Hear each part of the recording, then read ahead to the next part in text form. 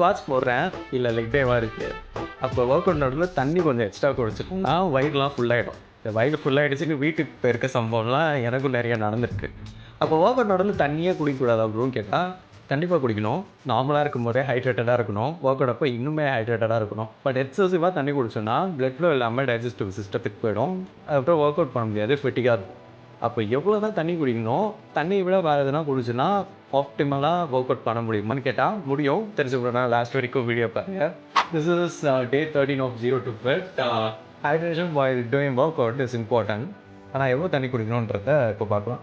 There is someone called Galpin, Dr. Andy Galpin. இவரோட equation படி 70 kgs of a person into 2, 140 ml of water every 15 minutes குடித்தார்னா அவரால் ஆப்டிமலாக work out பண்ண முடியும், எனர்ஜெட்டிக்காக work out பண்ண முடியும் அப்படின்றது அவரோட ரிசர்ச். பட் ப்ராக்டிக்கலி நான் 140 ml ஆஃப் வாட்டரை தான் அளந்து ஒர்க் அவுட் நடுவில் தண்ணி குடிக்கணுமான்னு கேட்டால் இதுக்கெல்லாம் வாய்ப்பே கிடையாது. ஸோ வாட் ஐ டூ, தெரிஞ்சோ தெரியாமலோ இதை நான் ரொம்ப வருஷமாக ஃபாலோ பண்ணிகிட்ருக்கேன். நான் என்னோடய work out session 1 hour 20 minutes இருக்கும். 1 liter ஆஃப் வாட்டர் பாட்டில் எடுத்துகிட்டு போகிறேன்னா அந்த ஒரு வாட்டர் பாட்டிலை நான் மேக்ஸிமம் குடிச்சு முடிச்சுட்டு வந்துடுவேன். அந்த 1 liter ஆஃப் வாட்டர் பாட்டிலில் நான் குடித்தா போதும். மோரோவர் இந்த ஃபார்முலாவுக்குள்ளே நான் வந்துடுவேன்னு நினைக்கிறேன். இந்த second one is something called electrolyte balance. நம்ம ஸ்வெட் மூலயமா வெறும் ஃப்ளூயிட்ஸ் மட்டும் லூஸ் பண்ணல, நம்ம வந்து எலக்ட்ரோலைட்ஸும் லூஸ் பண்ணிட்டு தான் இருப்போம் ஒர்க் அவுட் அப்போ.